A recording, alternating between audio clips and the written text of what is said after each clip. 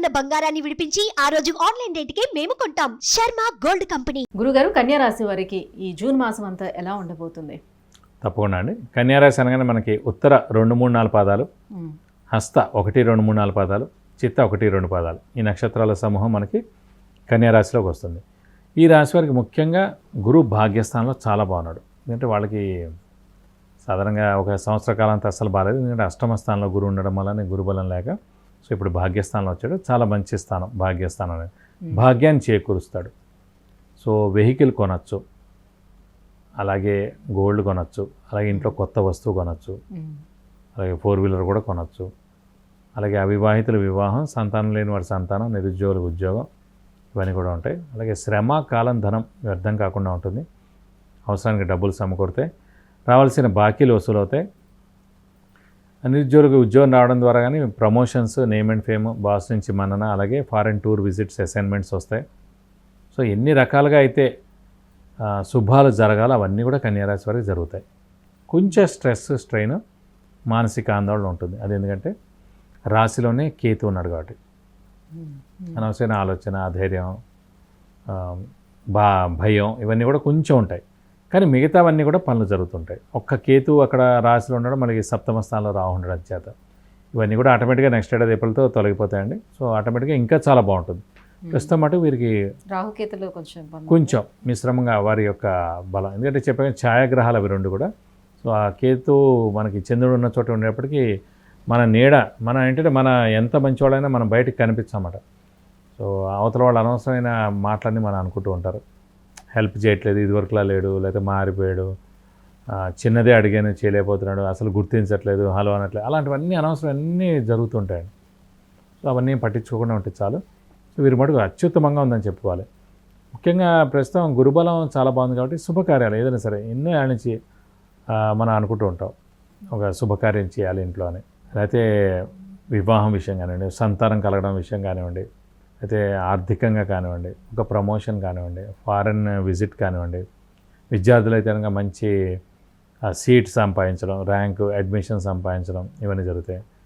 అలాగే ఎప్పటి నుంచో గోల్డ్ కొందాం అనుకుంటారు, అలాగే వాహనం 2 వీలర్ అవ్వచ్చు, 4 వీలర్ అవ్వచ్చు, అలాంటి ఎలాంటి శుభకార్యాలు అనుకున్నా కూడా ఖచ్చితంగా అవుతుంది. ఇది కాకుండా తీర్థ 9th హౌస్ ఏంటంటే పూర్వజన్మ పుణ్యం ఉంది, ప్లస్ దైవానికి సంబంధించింది కూడా.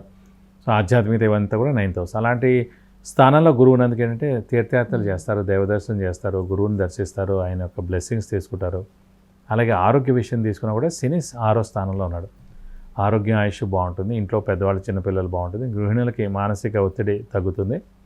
అలాగే శని వృత్తికారకుడు, ఉద్యోగకారకుడు కాబట్టి ఉద్యోగస్తులకి బాగుంటుంది. నిరుద్యోగులు ఎవరైతే ఉద్యోగం కూడా వస్తుంది. సో ప్రొఫెషనల్ వాళ్ళకు కూడా చాలా బాగుంటుందని చెప్పుకోవాలి. సో ఓవరాల్గా చూసుకుంటే 90% బాగుందండి. సో మరి వివాహం అయ్యేందుకు ఎటువంటి అవకాశం ఉంటుంది వాళ్ళకి? వివాహం ఖచ్చితంగా అవుతుంది. అంటే ఇప్పుడు మటుకు మనకి మే, జూన్, జూలై 3 నెలలు మూడం కాబట్టి లేవు.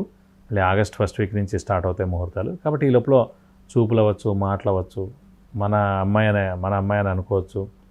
సో ఒక క్లారిటీ అయితే ఈ 3 నెలల్లో ఖచ్చితంగా వస్తుంది. సో ఖచ్చితంగా మీరు మటు గట్టి ప్రయత్నం చేయండి. ఎందుకంటే మనకి ఖచ్చితంగా గురుబలం, దైవబలం చాలా బాగుంది కాబట్టి ఖచ్చితంగా అవివాహితులు వివాహం అవుతుంది ఈ సంవత్సరం. సో మీరు గట్టి ప్రయత్నం చేస్తే బాగుంటుంది. ఇదివరకు కూడా చెప్పుకున్నాం మనం, ఏదైనా సరే మనస్ఫూర్తిగా వాళ్ళు రెడీగా ఉన్న రోజే వివాహం అవుతుంది. ఎన్నిసార్లు గురుబలం వచ్చినా కూడా వాళ్ళు రెడీగా లేకపోయినా, నాకు ఇప్పుడు ఇంట్రెస్ట్ లేదన్నా, లేకపోతే నేను ఇప్పుడు చేసుకోవాలని అనిపించకపోతే కూడా ఖచ్చితంగా అవ్వదు. వాళ్ళకి 100% నేను చేసుకోవాలి, నేను రెడీగా ఉన్నాను, నాకు ఇంట్రెస్ట్గా ఉంది అని అనుకున్న రోజు అంటే ఖచ్చితంగా గురుబలం తోడైన రోజు ఆ ఏడాది అవుతుందండి. గృహ నిర్మాణ యోగం ఎలా ఉంది మేడం? గురువు కూడా మన రాశి నుంచి చతుర్థ స్థానం లేదంటే భాగ్యస్థానంలో వచ్చినప్పుడు ఆ సంవత్సరం కాలం లోపల ఖచ్చితంగా గృహయోగం ఉంటుంది.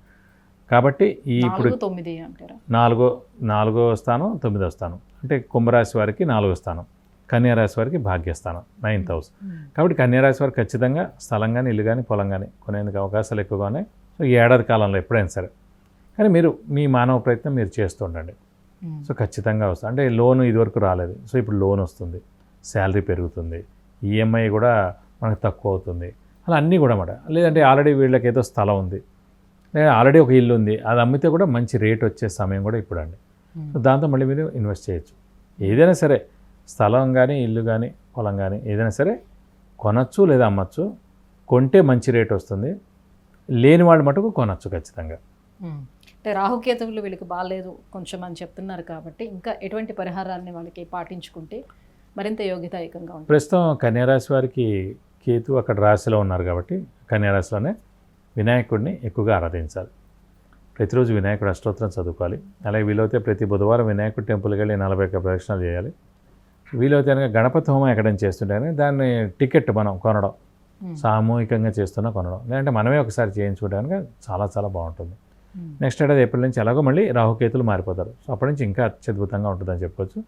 ప్రస్తుతం మటుకు వీరికి పట్టిందల్లా బంగారం అని చెప్పచ్చు. గురుగారు, కన్యారాశి వారికి జూన్ మాసంలోని గ్రహస్థితిగతులు ఏ రకంగా ఉన్నాయి, ఎటువంటి పరిహారాలను పాటించుకోవాలనే విషయాన్ని తెలియజేసినందుకు ధన్యవాదాలు. నమస్కారం.